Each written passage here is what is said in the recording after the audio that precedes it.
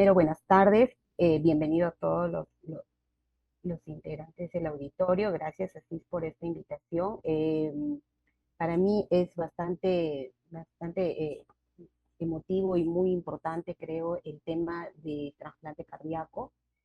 Soy enfermera, como ya lo había anunciado Arthur, del Comité de Trasplante Cardíaco, la parte pediátrica, ¿no? Ya llevo algunos años, la experiencia ha sido bastante enriquecedora para mí y para el equipo también.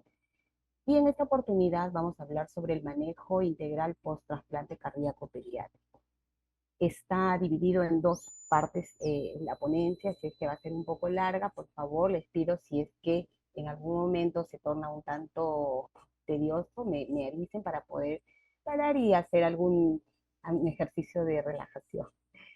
Bien, nosotros en el INCOR tenemos, bueno, los aspectos generales del trasplante cardíaco en niños. En el INCOR tenemos un comité encargado de manejar, tratar y dar atención a todos los pacientes con falla cardíaca terminal, adultos y pediátricos. En esta oportunidad, nosotros vamos a hablar sobre el tema pediátrico, pero un poco para dar la experiencia de la institución. Tenemos hasta el momento, hasta marzo del 2025, 15 niños trasplantados, 15 trasplantes cardíacos pediátricos, de un total de 125. Los demás pacientes son adultos. Y como experiencia, en el 2011 se tuvo el primer trasplante cardíaco pediátrico que se realizó justamente cuando se inauguraba el local que ustedes están observando en la imagen, ¿no? Un poco para definir, el trasplante cardíaco es un procedimiento que se ofrece a todo niño con insuficiencia cardíaca grave, sin posibilidad de mejoría, ¿no? Y de tratamiento médico, mecánico ni quirúrgico. La enfermedad cardíaca de base puede ser una malformación congénita, ¿no? O como una cardiopatía congénita, o bien una enfermedad del músculo cardíaco, en las que tenemos en más cantidad son las miocardiopatías en sus distintas formas, ¿no? Lo que es bastante importante mencionar que el trasplante cardíaco no es un tratamiento definitivo. Como lo mencionaba ayer el doctor Prado, decía, es un tratamiento paliativo. No es un tratamiento que vaya a salvar de por vida ¿no? el cuadro del niño, porque más adelante va a requerir otro trasplante. La expectativa de vida de nuestros pacientes es del 80 al 90% de sobrevida en el primer año de trasplante y de 60 a 70% de sobrevida después de los 5 años de trasplante. Eh, el trasplante cardíaco sigue siendo la mejor opción, ¿no? Para la falla cardíaca terminal, pero hay situaciones en las cuales hay que definir a quién se le da esta oportunidad de vida. El objetivo es mejorar la sobrevida del paciente, teniendo como objetivo número 2 una calidad de vida para poder ser reinsertada a la sociedad. Esta imagen es un corazón real, ¿no? Es un corazón que fue trasplantado a una nena de 6 años, cortesía del doctor Luis Palma, la imagen. Y bueno, nosotros tenemos, es la búsqueda de las guías americanas, hemos buscado las guías europeas, y casi todos coincidimos en los mismos criterios de ingreso a lista de espera de los pacientes con falla terminal de cardiopatía congénita o ¿no? de miocardiopatía. Por lo tanto, tenemos un protocolo institucional. En este protocolo institucional tenemos objetivos claros, ¿no? En lo que se refiere a poder dar la atención al paciente con falla cardíaca terminal. Los principales son determinar que el trasplante cardíaco sea técnicamente posible. ¿Qué quiere decir? Que para ingresar a la lista de espera hay una serie de estudios que lo van a poder dar pase a que ingrese a lista de espera, o que ya no pueden, ¿no? Brindarse alguna otra opción para el manejo de la falla cardíaca. Estudios de compatibilidad, ¿no? El prántico, el postreformados, histocompatibilidad, y principalmente estudios de cateterismo derecho. Generalmente los hemos hecho en los niños más grandes, más de 10 kilos. Los niños menores, que ha sido una de las más pequeñitas, no tuvo cateterismo derecho, pero fue estudiada con ecografía, con ecocardio, ¿no? Y fue evaluada la parte clínica. antes del trasplante. Otro objetivo, brindar la mejor condición, ¿no? Para que la expectativa de vida del paciente no se vea comprometida. ¿Qué quiere decir? Que el paciente no tenga enfermedades preexistentes que vayan a hacer que después del trasplante tenga que estar sometido a múltiples reingresos hospitalarios por alguna otra enfermedad que también pueda ocasionar por el tipo de tratamiento, algún problema de rechazo o que ese no es el objetivo del paciente, ¿no? Perdón, del equipo. Nuestro objetivo es procurar fortalecer la calidad de vida del receptor, ¿no? Con una evaluación previa, social, psicológica y de enfermería. Tenemos, voy a ir narrándoles a medida que voy dando esta ponencia, las características de nuestros pacientes, ¿no? Y lo más importante es la información y aceptación de los padres. Este es el objetivo principal. Los padres la tienen que tener bien claro qué es lo que viene tras el trasplante. Ellos deben saber que si no tienen un adecuado manejo ambulatorio, el paciente puede hacer un rechazo de órgano, puede infectarse. Entonces, si no hay adherencia y si no tienen claro la aceptación de la donación y del trasplante, no vamos a tener un buen postoperatorio ni un buen seguimiento a largo plazo. Bien, teniendo todo esto, un poco para ver lo que les mencionaba, los estudios de histocompatibilidad tienen que ser los ideales. Normalmente nosotros tenemos hasta 30% de lo que es la detección de anticuerpos preformados. Ya casi todos nuestros niños tuvieron un PRA de menos de 30%, algunos cero, por eso es que hemos tenido adecuada aceptación del injerto, ¿no? Y aquellos pacientes con el estudio de cateterismo, ¿no? Con una presión de arteria pulmonar mayor de 50, ¿no? Que de repente con el tratamiento continúa con una vasorreactividad positiva, ¿no?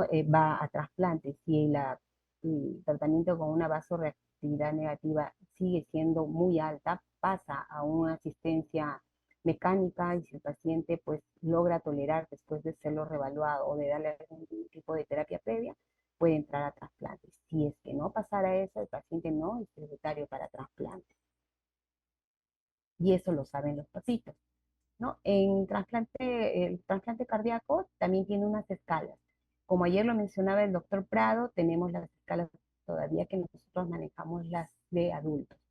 Están haciéndose las guías porque tiene que ser unas guías que tengan las cualidades, ¿no? Que puedan uno determinar el grado funcional o el grado de, de la falla cardíaca que tiene en sí el niño.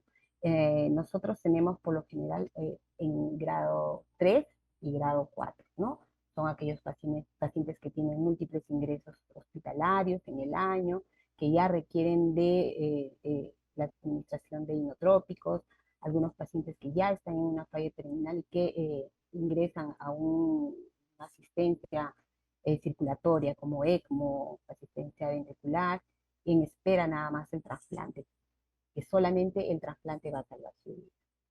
Pero así como hay indicaciones de trasplante, también hay algunas contraindicaciones relativas, pero las más absolutas que tenemos son las siguientes, ¿no? Pacientes que están con una neoplasia maligna, ¿no? En curso o que no están en tratamiento.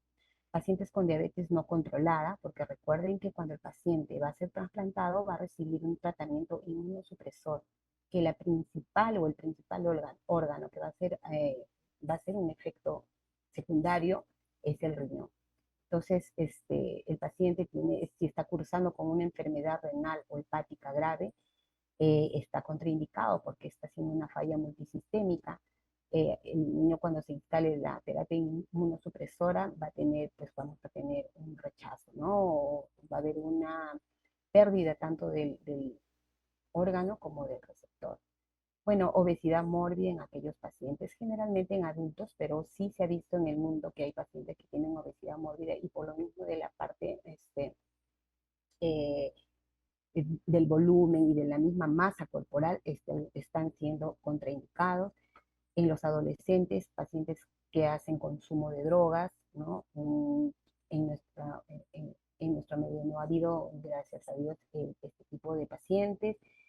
Aquellos pacientes que están con una infección latente, definitivamente también son, si están en lista, son retirados de lista hasta que se controle la infección. Y si es una infección que tenga mucha dificultad para poder tener una resolución, son retirados de la lista de espera, obviamente por el tema de la administración, ¿no? Y aquellos pacientes que tengan pues una condición de discapacidad, como por ejemplo un derrame cerebral, ¿no?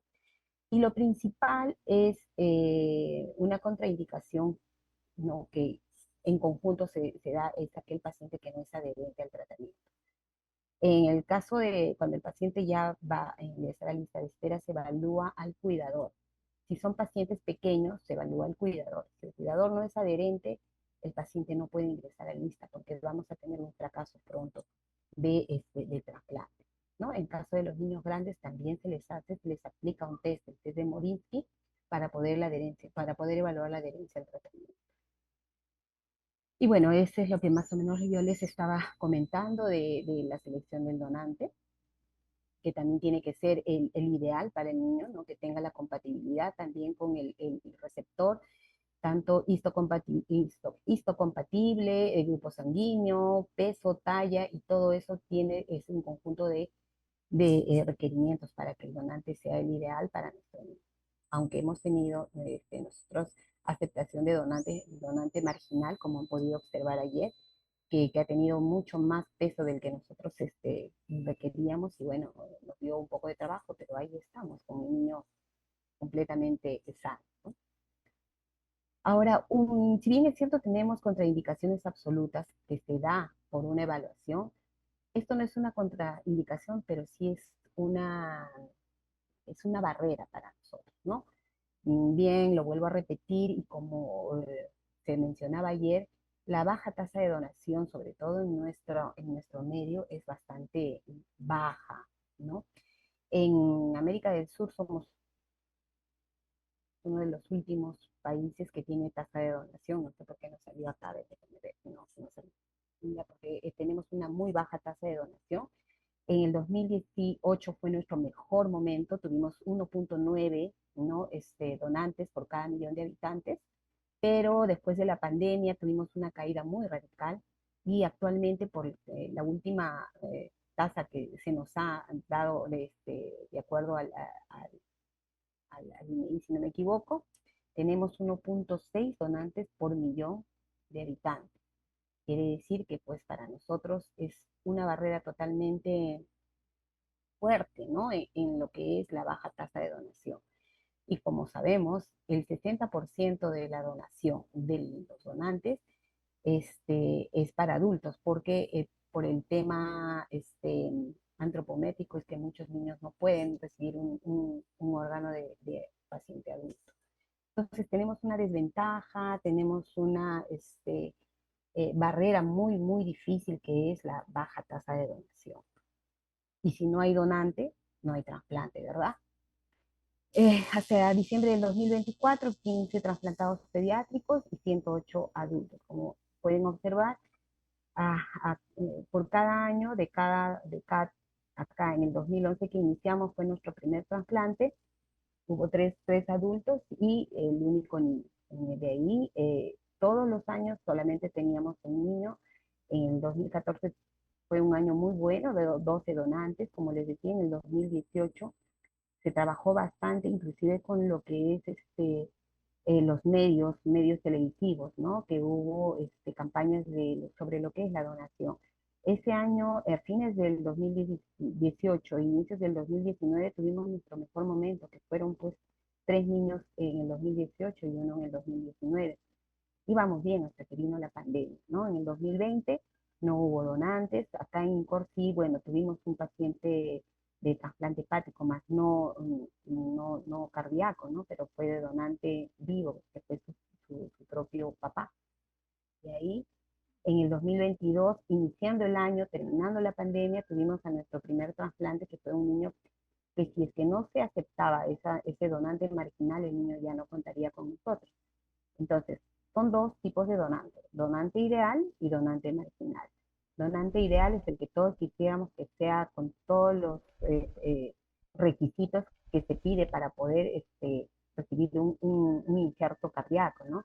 Y los donantes marginales son aquellos de que pues puede salir de esta línea de requisitos, ¿no? En este caso fue un paciente que recibió un corazón que superaba el peso de su volumen, de su masa, de su tórax, pero como el niño tenía una cardiomiopatía muy, ya de que estaba deteriorándolo, la caja torácica había crecido tanto pues que logró ingresar el corazón, pero nos dio bastante trabajo para el post, que ahora lo vamos a ir este, ¿no? Viendo.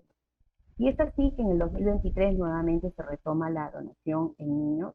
Tuvimos uno, en el 2024 también hubo un niño y fue nuestro primer paciente congénito, ¿no? Sometido a trasplante cardíaco, lamentablemente es el niño que falleció, pues, ¿no?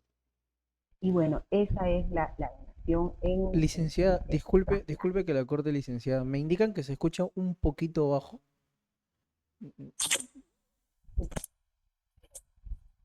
Si me podría confirmar ello, por favor, con su audio. A ver, ahora he Ahora sí. cambiado de lugar. Perfecto. ¿Ahora sí? Perfecto, ahora sí. Ya. Perfecto. Muchas gracias. No, no te preocupes, más bien gracias. Y así como hablábamos de la tasa de donación, es importante algunas características que nosotros vamos a ver durante el proceso de espera a la recepción del paciente. La característica que en lo que es el trasplante cardíaco necesitamos para que no haya una falla del injerto, ¿no? Para el, para el corazón, un máximo de 4 horas de la isquemia cardíaca. Nosotros tenemos del total de pacientes, 63 pacientes con entre 121 a 240 minutos, que son las 4 horas que pues esto se espera para poder tener un posoperatorio ideal, ¿no? Y algunos pacientes que tuvieron pues un tiempo de isquemia prolongado, hicieron las complicaciones que más adelante las vamos a ver, y en menor cantidad un paciente que tuvo más de 4 horas, que fue pues de provincia, ¿no? Entonces también esa es una de nuestras barreras, que los pacientes a veces, los donantes son de provincia y por la premura y la necesidad de tener al paciente, sí tiene que recibir ese corazón o ese injerto. Lo más triste de que le podría comentar de la parte donde trabajamos es nuestra mortalidad en lista de espera. Ayer lo mencionaron que es alta, pero acá les tengo las tasas. En el 2022 teníamos un 42,8% de tasa de mortalidad en lista de espera, los niños que se morían esperando corazón. Al 2023 incrementó a 50% y actualmente tenemos un 60,6% de mortalidad en lista de espera. Es por eso que nosotros tenemos la ilusión de que muy pronto venga para nosotros lo que es los dispositivos de larga duración para que nuestros niños puedan esperar, ¿no? Con un corazón artificial, a que llegue un donante ideal, ¿no? O un donante marginal, pero bajar esa tasa es un reto, pero esperemos de que ya tenemos el primer Harmony 3 en INCOR y esperemos que ya venga para pediátricos. Y es una pena que nuestros niños fallezcan en lista de espera. Ahora, en el proceso del cuidado de trasplante cardíaco y el papel de la enfermera es muy importante. Dos cosas. Uno, que la enfermera tiene que ser un personal capacitado para ello, que tenga la experiencia correspondiente pues en el manejo del trasplante, ¿no? Y bueno, vemos que el proceso de trasplante, la intervención de enfermería es en todo el momento, desde el pretrasplante, el trasplante y el posttrasplante.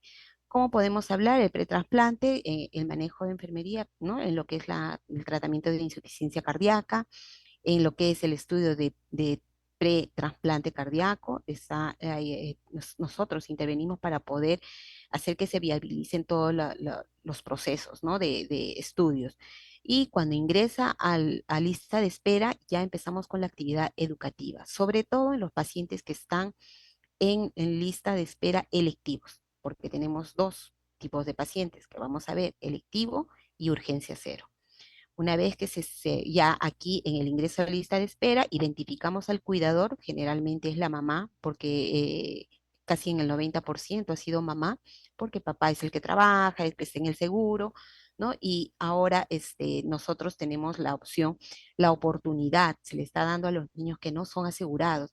Este año ha sido acreditado también como centro trasplantador de corazón el Instituto Instituto Nacional del Niño de San Borja, lo cual nos alegra bastante porque va a dar atención a aquellos pacientes que no tienen la posibilidad de ser asegurados, ¿no?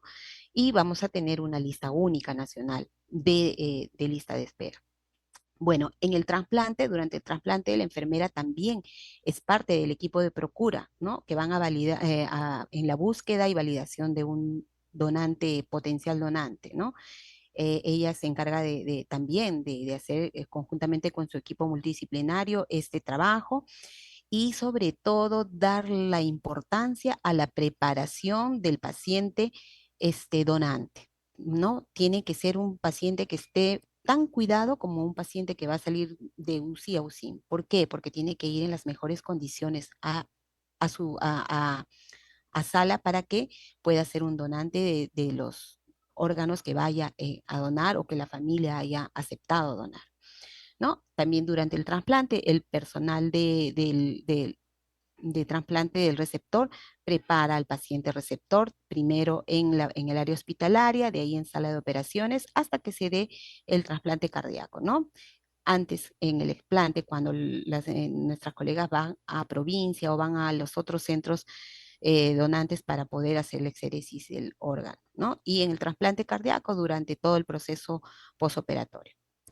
En el post-trasplante, el cuidado post-trasplante, la enfermera se encarga pues de hacer el cuidado especializado del niño ya trasplantado para que no haya ninguna complicación, prevenir, identificar, ¿no? Posibles complicaciones, hacer el manejo especializado y de ahí cuando va al alta hacer el seguimiento ambulatorio.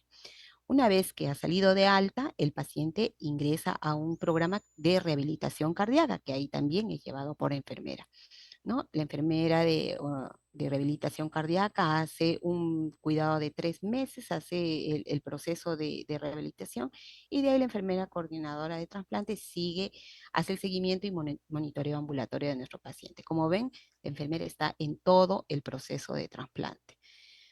Bien, entonces, cuando hay una activación de operativo de trasplante cardíaco, es el momento más feliz tanto para la enfermera coordinadora, el equipo de trasplante, el equipo de salud y todo el equipo multidisciplinario de todo el INCOR. ¿Por qué? Porque ya le vamos a dar una luz, ¿no? De esperanza, se le va a dar una oportunidad de vida al niño. Así es que la activación del operativo de trasplante, todo INCOR lo sabe y todos están contentos y ayudando a que todo se viabilice. Tenemos un protocolo institucional.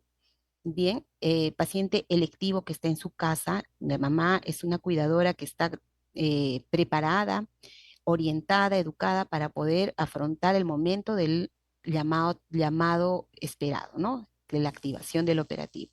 Se le hace la llamada telefónica, una vez que llega al INCOR, se le hace la bienvenida y se le hace su preparación prequirúrgica, donde se aplica las listas de chequeo institucional que ya nosotros lo tenemos protocolizado. Se inicia el protocolo de inducción a la inmunosupresión y la preparación del ambiente quirúrgico en un ambiente aislado que solo será del tránsito de personal autorizado, también protocolizado, lo va haciendo paralelo la coordinadora de trasplante.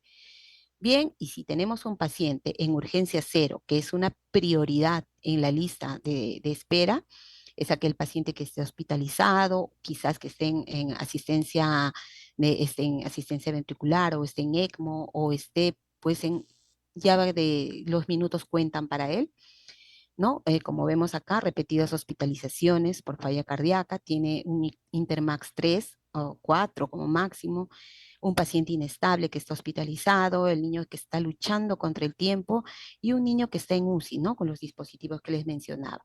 Y como ven acá, esta es la lista de espera de trasplante. Antes solamente era manejo de INCOR, pero ahora tenemos otros centros, dentro de los cuales hay dos centros pediátricos, que es INCOR y el Hospital del Niño de San Borja.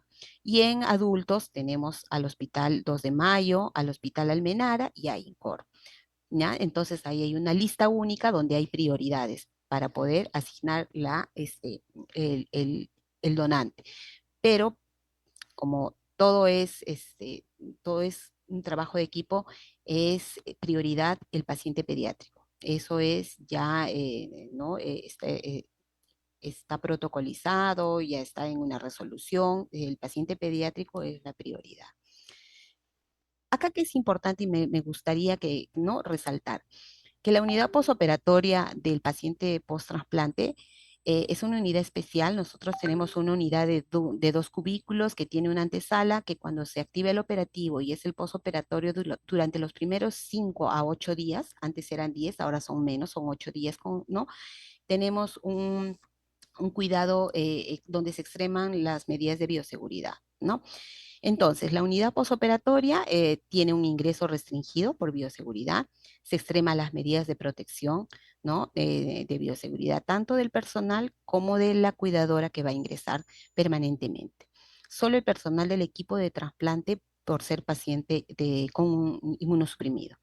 Las características del personal que ingresa a la unidad, bueno, ya se lo dije, es un paciente que está capacitado ¿no? en el manejo de trasplante cardíaco, y sobre todo el manejo de la inmunosupresión, ¿no? Hay una restricción de equipos médicos y en el proceso de desinfección antes del ingreso. Como ustedes pueden observar, bueno, este es el paciente que ya ingresó, ya está en la unidad post-trasplante, pero todos los equipos que ustedes pueden observar, acá no hay un óxido nítrico, pero sí, este es un niño que vino en ECMO, paciente que tuvo donante marginal. Todos estos equipos previamente han sido, ¿no? Con un manejo de desinfección de alto nivel, ¿no? Completamente ha sido con esa desinfección así prolija para poder recepcionar al paciente. Es por esa razón que ya no hay el ingreso a personal que no es el equipo de turno de trasplante. Ahora, en cuanto a lo que estamos manejando, ya hemos hecho la recepción, vamos a hacer la recepción del paciente al posoperatorio, la importancia del monitoreo en la unidad y la prevención de infecciones post-trasplante, ¿no? En la evaluación de función cardíaca tras el trasplante lo vamos a ver más adelante. A ver, ya, la recepción del paciente trasplantado a una unidad posoperatoria es sumamente importante. Se me ha ido la palabra, pero es como es un momento muy importante porque nosotros debemos saber muchas, en comparación de nuestros pacientes de cirugía cardíaca, no de cardiopatía congénita, otros datos que nos van a ayudar y nos van a guiar para poder ver si tenemos sobre nosotros alguna complicación que las vamos a ver, ¿no? El personal está completamente con las medidas de bioseguridad, tanto la parte de la vestimenta, eh, su mascarilla, su gorro, el ambiente, no ingresa personal. Acá ya no tenemos el ingreso de personal residente, no, ni la circulación de personas profesionales que no sean del equipo de trasplante. Pero eso solo es por los primeros días. Después, cuando el niño ya se va adaptando, ¿no? a este proceso de, sobre todo la inmunosupresión, ya vamos haciendo el aislamiento invertido. Bien, la recepción del paciente en una unidad de cuidados intensivos de trasplante, como las otras, como nuestras cardiopatías, igual, minutos antes del transporte a UCI, la enfermera instrumentista y la enfermera perfusionista hacen un reporte detallado, ¿no? de las intercurrencias, los tiempos y todas las particularidades que en sí vamos a tener tras el trasplante. Antes de continuar con ello, el ambiente está preparado, ¿no? Y la atención del paciente trasplantado a las primeras 48 horas lo recepciona 2 enfermeras asistenciales con el apoyo de la enfermera coordinadora, un técnico de enfermería, obviamente el médico intensivista, ¿no? Que es especialista en trasplante, ¿no? Y ahí, como pueden ver, todo el niño es pues transportado a la unidad. Y seguramente va a haber alguna observación. Ya vieron en la segunda foto cuál es la observación. Y sí, esas observaciones son las que las enfermeras del área son las que resolverán y, bueno, corrigen al personal que transporta al paciente. En el reporte de enfermería es muy importante que la perfusionista nos vaya a reportar, ¿no? Bueno, el tiempo de SEC, el tiempo de isquemia fría, ¿no? cuánto tiempo ha sido la isquemia en el paciente, nosotros ya vamos a ir viendo. Si ha sido más de 4 horas, ya nos estamos esperando que haga ¿no? una disfunción primaria del injerto. Ahí vamos viendo, clampaje aórtico, el tiempo, el TCA inicial, final, si ha habido descargas, revisión de hemostasia, si ha habido bradicardias y no confundirla, porque en una de las complicaciones vamos a ver por qué hay que tener mucho manejo en lo que es la parte eléctrica, ¿no? En lo que es el EKG del paciente. El sangrado, si ha habido sangrado, si el paciente ha sido transfundido, si los componentes sanguíneos han sido leucorreducidos, si se ha tenido ese cuidado, porque recuerden que el paciente ya es inmunosuprimido, porque desde el preoperatorio ha ido con la inducción a la inmunosupresión. Con qué soporte de drogas está, si es que ha necesitado un marcapaso externo, ¿no? El débito urinario muy importante y la inmunosupresión que recibió. Normalmente nuestros pacientes van a sala ya con la primera dosis de basiliximab, que lo vamos a ver más adelante, y la metilprednisolona, ¿no? Y la metilprednisolona, cuando hacen el clampaje, dan la segunda dosis. Bien. Y la enfermera circulante, obviamente, que nos va a indicar sobre la localización y número de catéteres invasivos, qué antibiótico terapia está recibiendo, ¿no? Y la hora de administración, drenajes torácicos, intercurrencias durante el acto intraoperatorio, el tiempo de la llegada al niño a la unidad, muy importante, y los antecedentes preoperatorios, tanto del donante como del receptor. Eso es muy importante porque se tiene un estudio previo del donante. A veces hay un citomegalovirus positivo, entonces ya nos van diciendo, el paciente por si acaso es citomegalovirus positivo. Entonces nosotros vamos a nuestra historia y vemos si nuestro receptor es citomegalovirus positivo, bueno, ya no hay problema. Pero si es negativo, ya vamos comunicando a nuestro intensivista que también está juntamente con nosotros viendo qué medicación, qué acciones se va a tomar al respecto, ¿no? Ese es un ejemplo. Y bien, el monitoreo del niño en la unidad de posoperatorio de trasplante cardíaco es muy importante. Tal cual monitorizamos un paciente de una cirugía cardíaca, vamos a ver las particularidades.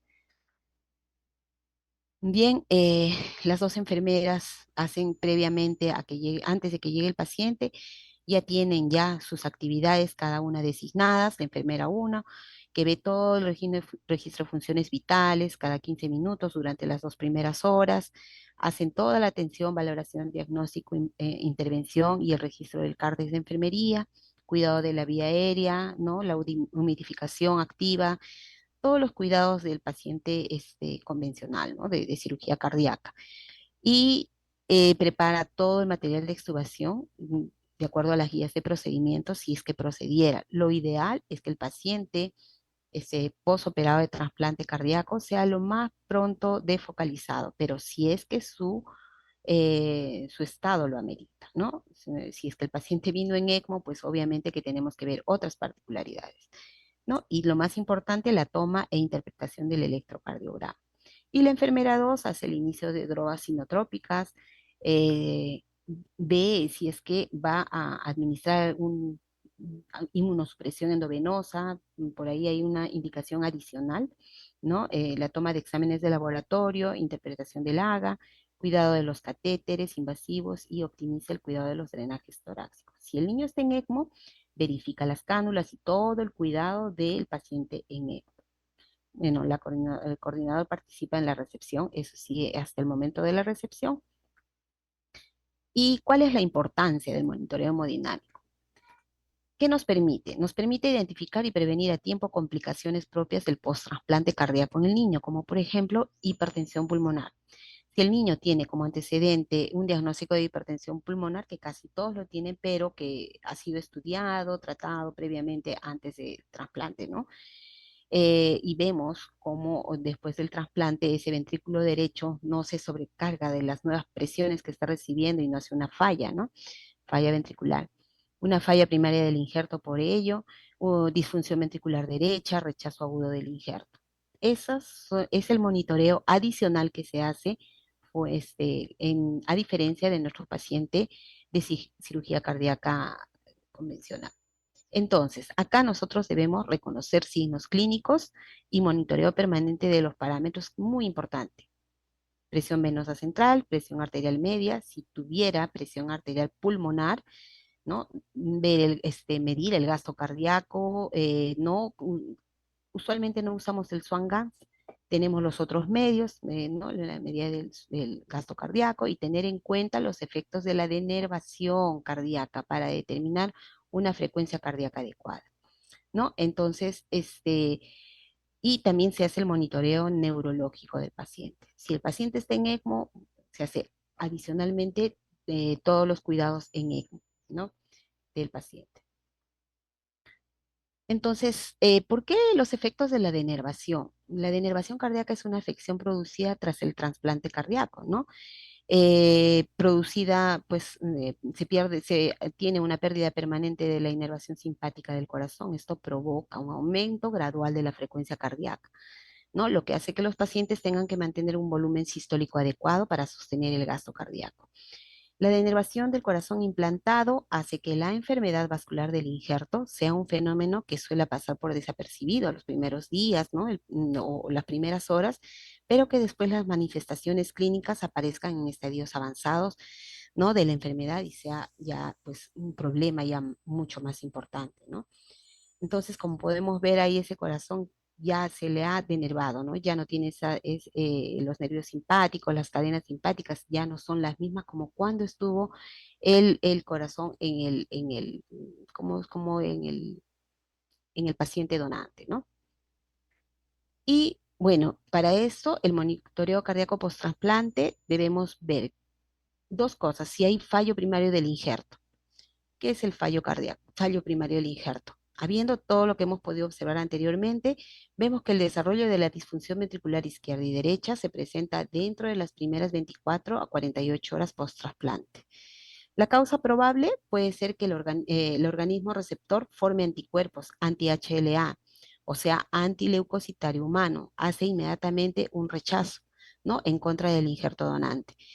¿Y cuáles son los criterios de disfunción ventricular? Una fracción de eyección menor de 40%, un incremento de la PVC por encima de los 15 milímetros de mercurio, una presión capilar pulmonar mayor de 20 y un índice cardíaco o no, menor de 2 litros, no con unas dosis bajas de inotropía. Esto requiere un incremento de inotropos y hasta la necesidad de soporte ventricular con asistencia, ¿no? En los adultos, el balón intraórtico es muy importante. Si es que el peso o la edad lo tolere, lo colocamos. Hemos tenido solamente un paciente con balón intraórtico, ¿no? Y el uso adecuado del óxido nítrico, ¿no? Podemos ver ahí, ya habíamos visto y habíamos chequeado previamente nuestro PRA. Entonces nosotros si vemos que ha estado formando, ¿no? Anticuerpos o ha estado con un antígeno, un HLA alterado, ya vamos ahí proyectándonos que ese paciente nos puede hacer una falla primaria del injerto, ¿no? O rechazo del injerto. Ahora, las complicaciones en el trasplante, como les decía, la falla ventricular derecha, ¿por qué? Porque si hemos hablado mucho de la hipertensión pulmonar, la falla ventricular derecha, bueno, hay una incapacidad del corazón derecho para aportar un flujo de sangre adecuado a la circulación pulmonar y es una causa de muerte intrahospitalaria, ¿no? Después del trasplante cardíaco. El corazón es incapaz de sostener esa circulación pulmonar alta. Para ello es importante la monitorización cuidadosa, ¿no? De la PVC, de la presión de la arteria pulmonar, y eso si se identifica a tiempo, pues se le puede dar un soporte al paciente pediátrico. Alguna de, la, de lo que ocasiona ello puede ser un tiempo de isquemia prolongada, mayor de 4 horas, una inadecuada preservación del órgano. Ya, como ayer, si estuvieron en la charla del doctor Palma, ahora tenemos ya un cooler adecuado, ideal, con la temperatura, las características, el peso, el tamaño, todo es lo ideal para que ese órgano sea preservado adecuadamente durante el tiempo que viaja, si es que es de provincia o si es que se transporta de otro hospital dentro de Lima, ¿no? Entonces, eso es muy importante, ¿no? Si la hipertensión pulmonar pues no ha sido tratada adecuadamente o 6 meses antes no ha hecho no se le ha realizado un cateterismo para hacer la medición de las presiones pulmonares, porque en realidad sí se le debería hacer para nosotros prevenir tomar nuestras medidas en cuanto a lo que es la evolución de ¿no? de la hipertensión pulmonar del paciente. ¿Ya? Y el trauma miocárdico durante el explante o el implante, eso creo que lo he hablado ayer o si no estoy segura si lo dijo, ¿no? A veces a la vez que va los equipos de los otros órganos, ahí tienen ¿qué le digo? Ciertas condiciones que pues la cava muy pequeña, la cava muy grande, que hígado cortó mucho, que no lo... Entonces hay algunos, ¿no? Causales que pueden también ser condicionante para ello. Ahora, el temor más grande del personal de trasplante, el rechazo del injerto. El rechazo es una reacción del sistema inmunitario del cuerpo al corazón trasplantado, ya que puede ocurrir cuando el sistema, ¿no? Propio inmunitario del paciente receptor detecta que el corazón proviene de otra persona, o sea, detecta como cualquier organismo extraño, ¿no? Porque es el objetivo del sistema, ¿no? El linfocitario de cada persona. Entonces, algunos síntomas de rechazo del corazón trasplantado tienen la apariencia de una falla cardíaca, ¿no? Vemos, bueno, más adelante, cansancio, debilidad, fiebre, escalofrío, falta de aire, arritmia, hipotensión, edema, oliguria, irritabilidad súbita. En el caso inmediato vemos que hay una arritmia, ¿no? Hipotensión, oliguria, edema de miembros inferiores, la PVC se dispara, ¿no? Entonces tenemos en el posoperatorio inmediato. Sabemos que existen 3 tipos de rechazo de trasplante, ¿no? El hiperagudo que ocurre durante los pocos minutos u horas, ¿no? de realizado el trasplante, el agudo que puede ocurrir durante la primera semana y 3 meses después del trasplante, y el crónico que ya puede suceder en casa, ¿no? Cuando ya el paciente está años recibiendo inmunosupresión y bueno, empieza a hacer un proceso de rechazo crónico. Entonces, para la prevención de infecciones post-trasplante, como ya les había mencionado, para nosotros básico ha sido dos hitos, podemos llamarlo, ¿no? El adecuado cuidado durante los primeros 8 días del paciente y la bioseguridad, ¿no? Nos ha funcionado súper bien, la tasa de infecciones ha sido 0%, ¿no? El último niño, nada, bueno, ya estaba teniendo un proceso infeccioso y justo llegó a corazón, igual ingresó, pero pues a veces eso nos juega en contra, ¿sí? Y bueno, las medidas de seguridad que tomamos en el ambiente del paciente son el uso de ropa estéril de todo el personal que esté en contacto con el paciente.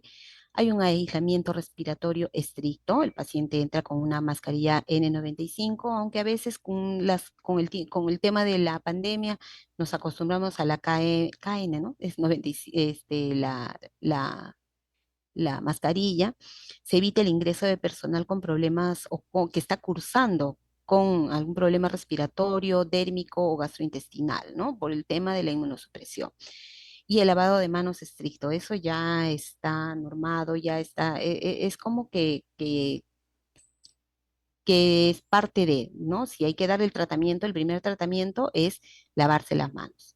Todo el personal que ingresa al manejo, a la unidad del paciente, ¿no? Con los 5 momentos, tal cual se va a dar la norma.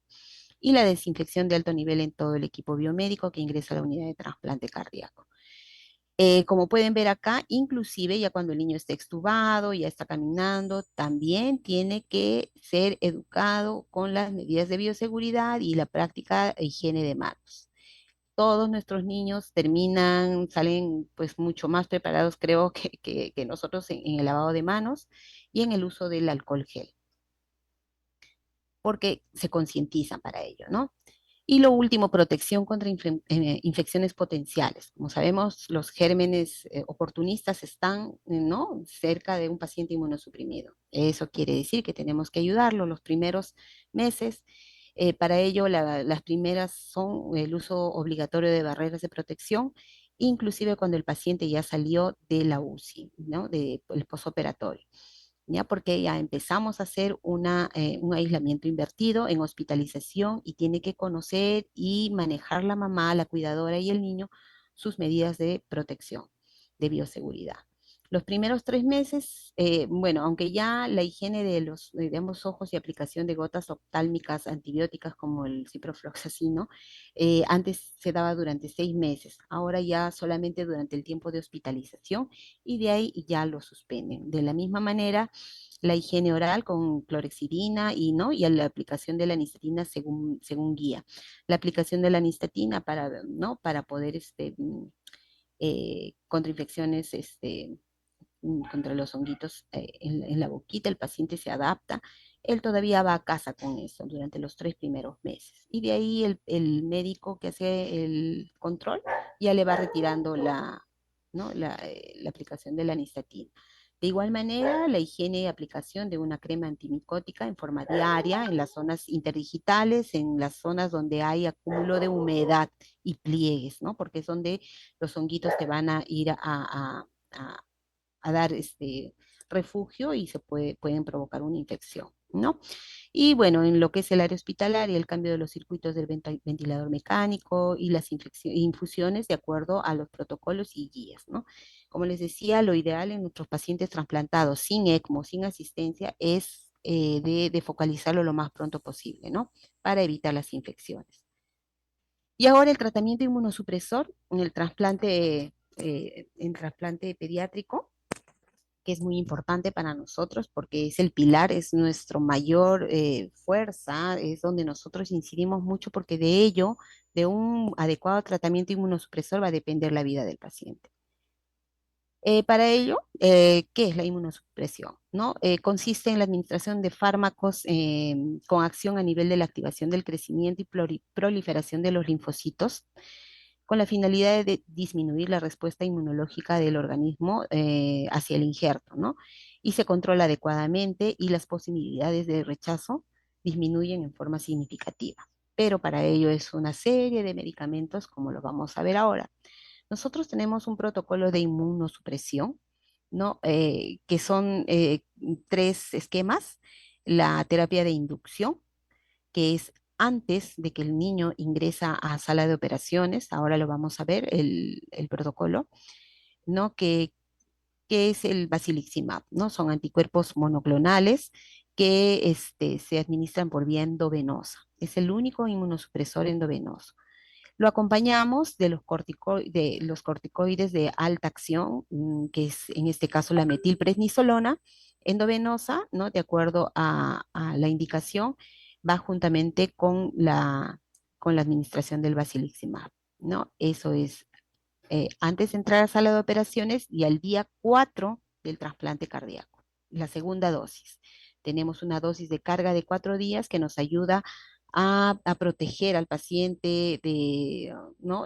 Si es que no habría una tolerancia oral adecuada, una tolerancia gástrica, o si estuviera haciendo de repente una urea creatinina un poco alteradas, entonces tenemos esos 4 días para poder dar la segunda dosis y tenemos otra carga de espera, ¿no? Que nos da la tranquilidad de que el paciente está con inmunosupresión. La terapia de mantenimiento es una triple terapia, ¿no? Tenemos inhibidor de la calcineurina, que nosotros usamos el tacrolimus, y el inhibidor de la proliferación celular, tenemos el imicofenolato y, bueno, el corticoide o antiinflamatorio de alta potencia, que es la prednisona. ¿No? Cuando ya el paciente está en ambulatorio, esta triple terapia cambia. Poco a poco, durante los 6 meses, va bajando la dosis de corticoide.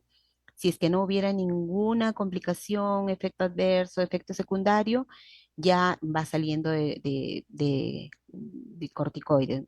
Primero es el metilprednisolona, de ahí pasa a prednisona, ¿no? Y bueno, en algunos pacientes, cuando hay reacción secundaria a lo que es el uso del micofenolato, llámese leucopenia, neutropenia, todo lo que es la alteración de, de la parte de la del perfil ¿cómo se llama? De coagulación y sobre todo sobre los leucocitos, neutrófilos, segmentados, todo esto, si es que hay una baja en los valores, cambiamos o cambia el médico a lo que es perdón, el everolimus. Bien, entonces, la terapia de rescate es cuando tenemos procesos de rechazo. Si hay un rechazo celular, se le aplica al paciente esteroides, se le vuelve a poner dosis de metilprednisolona y si es que continúa, se le ha hecho una biopsia endomiocárdica de emergencia, ¿no? Se le ha hecho los dosajes de niveles de los inmunosupresores. Si es un rechazo R2, ¿no? Y usan timoglobulina. Si es un rechazo humoral, bueno, ese es mucho más fuerte, esteroides más plasmaféresis, rituximab. Hemos tenido un caso de una niña que hizo un rechazo humoral. Cuando hay la activación del operativo, si es una urgencia cero o electivo en casa, bueno, se aplica un protocolo de inducción. Es el inmunosupresor que tiene un protocolo establecido, ¿no? El basiliximab, que es la inducción a la inmunosupresión, lo prepara la enfermera encargada de hacer todo valga la redundancia, la preparación física del paciente, ¿no? Tiene una característica especial que cuando vamos a hacer la preparación del fármaco, no tenemos que agitarlo, ¿no? Tiene que ser tomando las medidas de bioseguridad, ya tiene que ser con guantes estériles, mandiles estériles, tiene que tener una vía única, ¿no? La dosis, de acuerdo a indicación médica, pero generalmente menores de 30 kilos, 10 miligramos, y mayores ya los 20 miligramos, ¿no? Que se diluyen 50 cc de cloruro y pues pasen una hora, ¿no? A veces, dependiendo de cómo nos llamen los cirujanos que están en el proceso de exéresis, ¿no? Entonces, también utilizamos metilprednisolona y con esa terapia de inducción se va a sala de operaciones. Apenas iniciamos la preparación de nuestro inmunosupresor, el paciente ya también empieza a usar su mascarilla porque estamos bajando las defensas del niño. Entonces, tanto personal como el niño ya empieza a usar su protección, ¿no? De bioseguridad. Acá más específico, se administra al paciente receptor, es un anticuerpo monoclonal, como les decía, de 10 a 12 miligramos, menor de 35 kilos, perdón, y la dosis completa cuando tiene más de 35 kilos, ¿no? 30 kilos, bueno, en realidad el que indica es el médico, pero nosotros debemos conocer que viene en una ampolla de 20 miligramos. Se reconstituye la ampolla en agua estéril porque la paselicimab viene con su ampolla de reconstituyente y se diluye esto en 50 centímetros de cloruro de sodio y se infunde en una bomba perfusora de 30 minutos a una hora, ¿no? Antes de llevarlo a sala de operaciones. Lo que les decía, hay que evitar agitar el frasco, ¿ya? Se evita agitar el frasco por el tema de la reconstitución del tiempo de vida del medicamento y de los anticuerpos monoclonales. Debe ser administrado por una vía periférica única y a la par, por otra vía, la metilprednisolona de 10 a 15 miligramos, ¿no? Por kilo, en el- igual en el preoperatorio, ¿ya? Y al momento de ir a sala de operaciones, al paciente ya se le envía con su primera dosis de cefepime, del antibiótico profiláctico.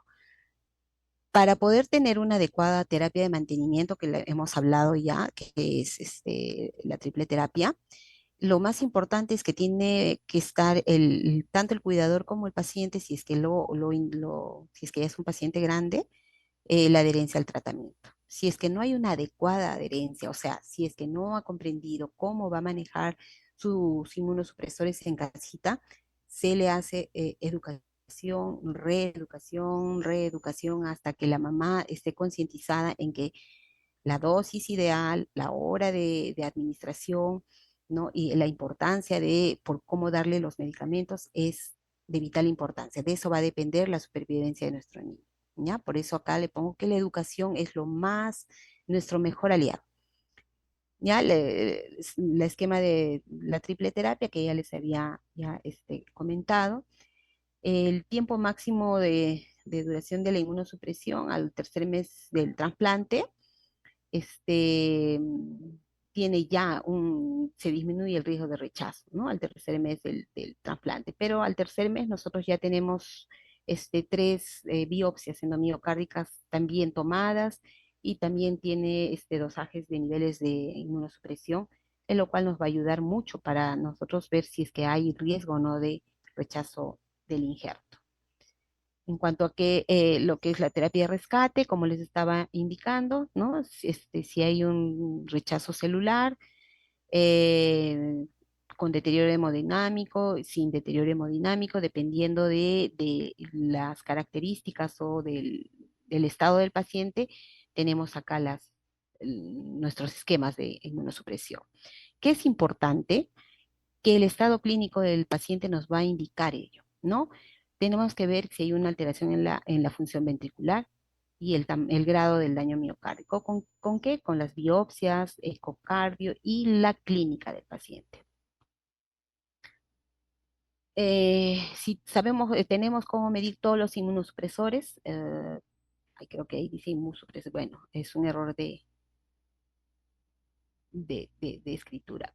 No, no tenemos todos. Los únicos que nosotros podemos hacer el dosaje de nivel de inmunosupresor en sangre son el tacrolimus, ¿no? Y el everolimus. Más no hay dosaje ni de prednisona, ni de metilprednisolona, ni de ácido micofenólico, ni de micofenolato sódico. Entonces, solamente con estos dos inmunosupresores nosotros hacemos el control, ¿no? Si el paciente recibe tacrolimus, le hacemos los controles de niveles en sangre de tacrolimus. Si recibe los dos, hacemos el monitoreo de ambos. ¿Qué es importante? Los riesgos post-trasplante, eh, hay riesgos, sí, y también hay riesgos cuando tenemos inmunosupresión. Nosotros queremos que haya un equilibrio ideal, ¿no? Como en la muñequita. Los fármacos que son aquellos que reducen la actividad del sistema inmunitario, inhibiendo o bloqueando uno o varios pasos, porque es una cascada, como veamos, ¿no? La formación de los linfocitos y toda la respuesta inmune, ¿no? O varios pasos de la respuesta inmune. La toxicidad asociada al uso de drogas inmunosupresoras es un problema, ¿no? Que mella la salud y calidad de vida del receptor y del injerto. ¿Por qué? Porque con los consumo de inmunosupresores, si no se llega a un nivel ideal, puede haber por el consumo de dosis que son con mayor volumen, insuficiencia renal, puede haber hipertensión arterial a la larga, neurotoxicidad, ¿no? Hiperlipemia y obesidad. Bueno, cuando hay el consumo de la prednisona. Entonces, si tenemos mucha inmunosupresión, vamos a tener un paciente que puede hacer infecciones a corto plazo. Y si tenemos poca inmunosupresión, no es el ideal, vamos a tener un paciente que está haciendo un rechazo del injerto. Entonces, por eso que está, bueno, de otra manera me gustó la muñequita, ay, perdón, el equilibrio debe ser muy importante. Para ello, nosotros vamos a trabajar conjuntamente con el médico y el cuidador en cuanto a lo que son los niveles de inmunosupresor en sangre, los dosajes, ¿no? Que nosotros les hacemos a los pacientes.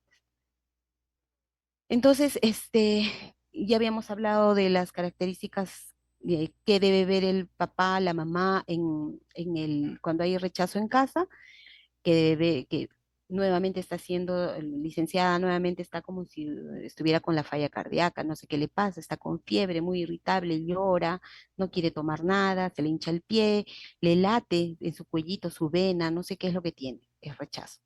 Pero nosotros si estamos precozmente en el hospital, sabemos signos de bajo gasto cardíaco, alza térmica, alteración en el voltaje de cajeta, aquí arritmias, edemas de miembros inferiores, y bueno, ¿qué es lo que debemos hacer? Comunicar inmediatamente al intensivista, ¿no? De trasplante que estamos observando estos síntomas, inmediatamente ellos pues programan una biopsia endomiocárdica y viendo la parte clínica, obviamente, ¿no?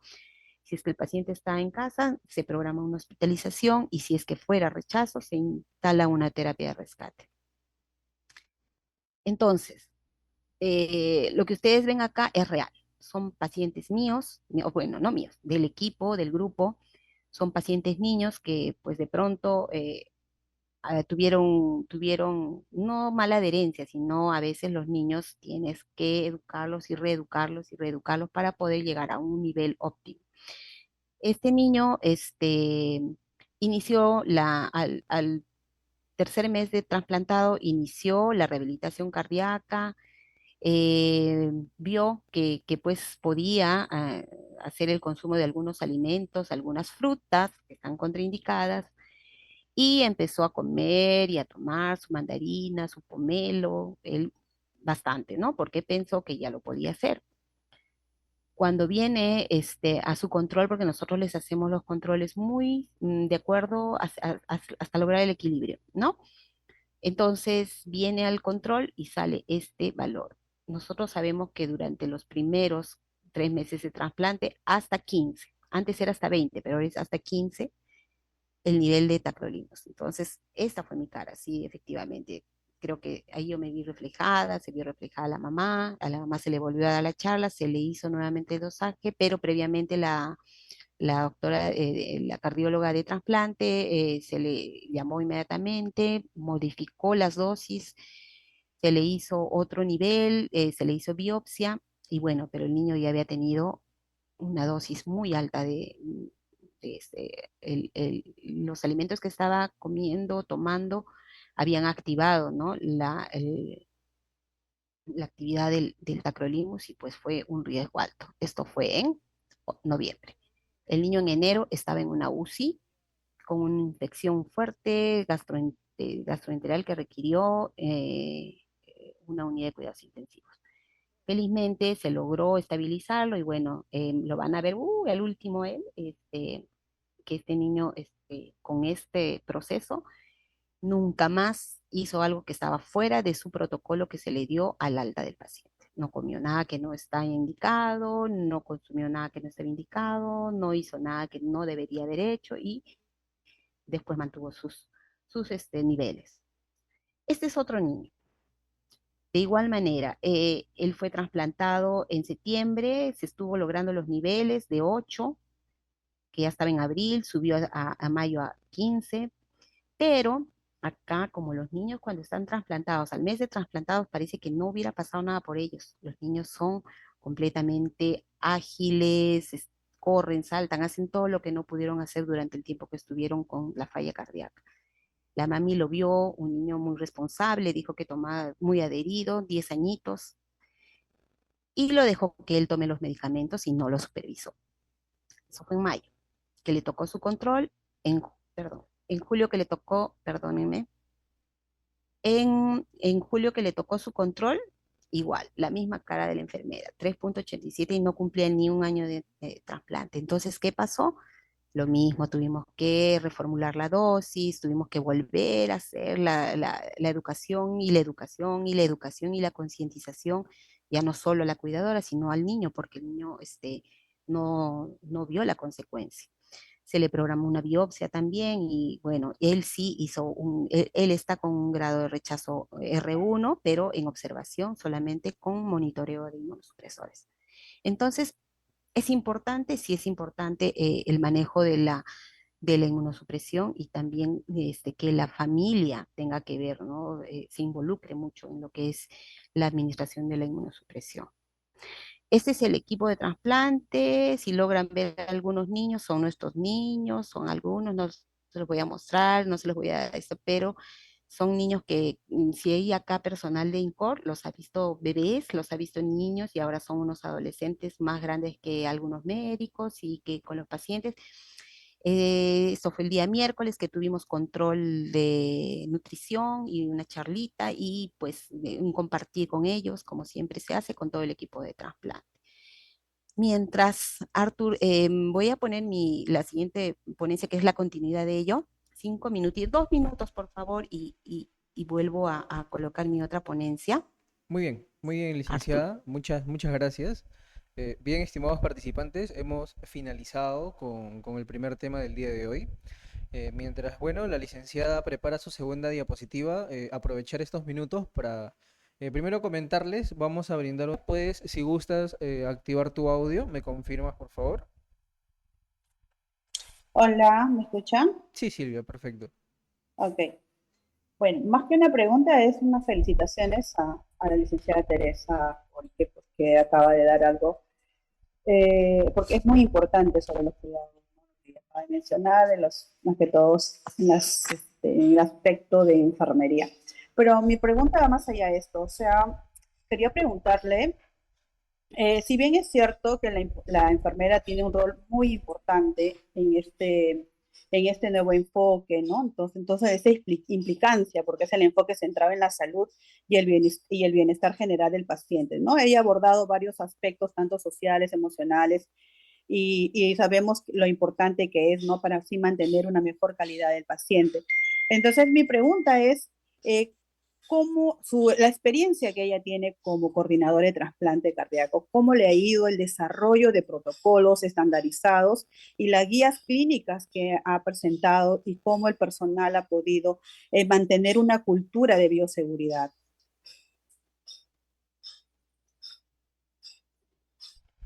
Ah, sí, buenas tardes Silvia. Muchas gracias por la pregunta. Sí, es para nosotros ha sido bastante primero.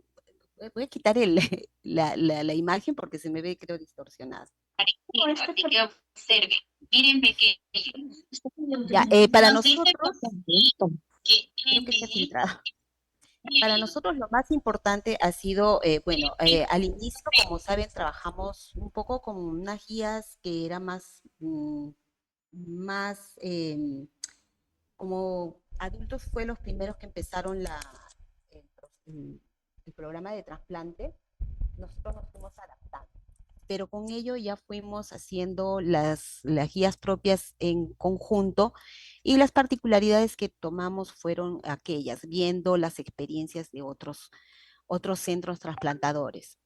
Es por eso que primero chocó un poco al personal del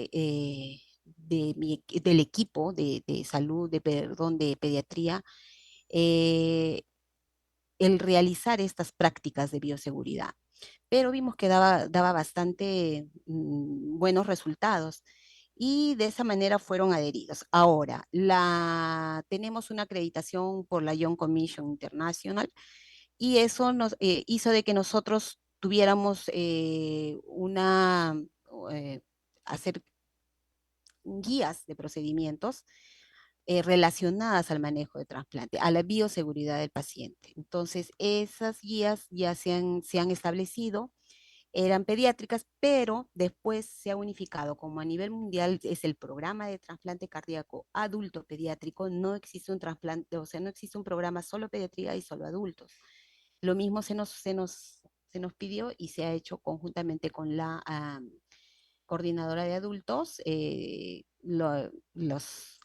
¿cómo se llama? Las guías de procedimiento, ¿no? Y los protocolos que si bien es cierto fueron actualizados, todavía se está en el proceso de algunos manejos que se están dando a la vanguardia, ¿no? Entonces, eso para nosotros ha sido sumamente importante, ¿no? El cumplimiento de que, sobre todo, más el personal se vea involucrado ¿no? En el manejo de eso, lo que se refiere a lo de la bioseguridad. Muy bien, licenciada, muchas gracias por la respuesta. No sé Bien, si ha quedado claro o de repente poder, no, porque em, cada procedimiento, porque esto de trasplante es un mundo. Si nosotros tuviéramos para cada área una ponencia sería un mundo, ¿no? Les poner cada proceso que nosotros realizamos está protocolizado. Tenemos checklist de todos los procesos que nosotros hacemos y todo lo que se realiza durante el proceso desde que ingresa a lista de espera el paciente. Entonces, no sé si ha sido claro o me indica Silvia. Sí, Techi, sí me quedó muy claro porque creo que todos somos seguidoras de una u otra manera, hemos seguido este transcurrir con el tiempo, ¿no? Y eso es muy importante. Y es importante saber que estos documentos también nos proporcionan a nosotros cómo direccionarnos, ¿no? Y eso está bien claro, ¿no? Por la selección, optimizando selección, manejo operatorio, seguimiento de los pacientes, y es muy esencial lo que ustedes hacen como coordinación, ¿no? El seguimiento de los pacientes, que a veces nosotros ya lo dejamos, terminamos solamente en el postoperatorio y le damos descontinuidad, ¿no? Pero qué bueno saber cómo ha ido avanzando y va mejorando y así facilitar más que todo nuestras prácticas de enfermería, ¿no? Basadas en las evidencias, ¿no?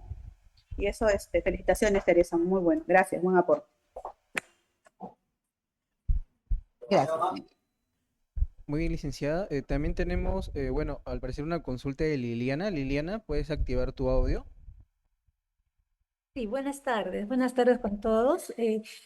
Felicitar a Teresita por habernos presentado este tema de trasplante, que si bien es cierto, tenemos ya 15 pacientes que han sido los que hemos podido sacar dentro de todo su problema de salud, ¿no? Así como ya lo hemos estado evaluando. Más bien como comité, Teresita, quería de repente tú nos puedas dar un alcance, cómo se está evaluando o se está promoviendo la calidad de vida de los niños que han recibido pues el trasplante cardíaco, y desde la perspectiva de enfermería. ¿Están viendo eso? ¿Lo están considerando dentro del plan como comité?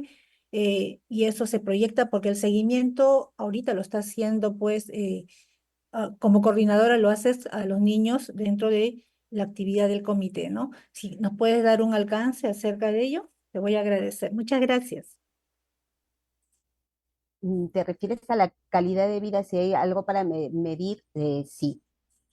¿Cómo lo estamos haciendo? Como equipo de enfermería, nosotros vimos la necesidad frente a que hacíamos mucho y no teníamos nada, o sea, nada escrito, nada medible.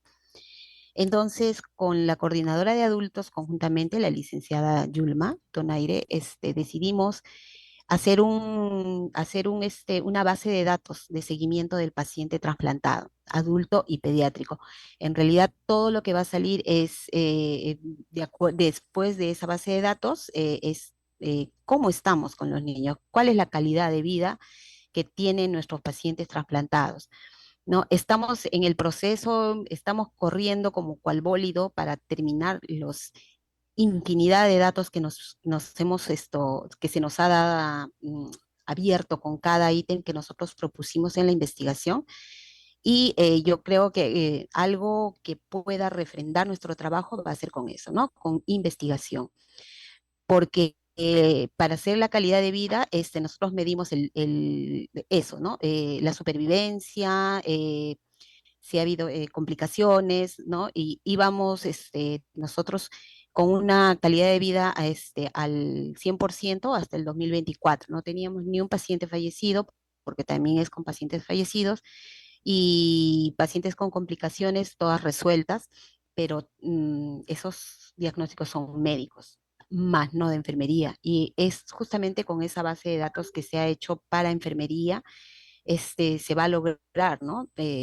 Identificar y poder ver qué es lo que hace la enfermera en una unidad de trasplante, en un programa de trasplante, ¿no? Y yo creo que eso, como les decía, estamos corriendo cual correcaminos y bólido, pero es bastante tedioso, ¿no? Pero sí, no imposible. Entonces, de ahí Excelente van a salir información. los resultados. Sí, Ujú. excelente información y dato, de repente para los que no sabemos y para los que ya conocíamos, hay que hacer esto, hay que seguir impulsando de que tengamos una base de datos Sí, para poder de ahí iniciar trabajos que van a servir para poder medir esta calidad de vida y también ya desde el punto de vista y la perspectiva de enfermería, ¿no? Gracias, Teresita. Gracias. sí. No, con gusto, chicas. Ya. Muy bien, Para licenciada. poder continuar y quizás más adelante las preguntas para poder hacer. Sí, podemos dar inicio ya al segundo tema del día de hoy.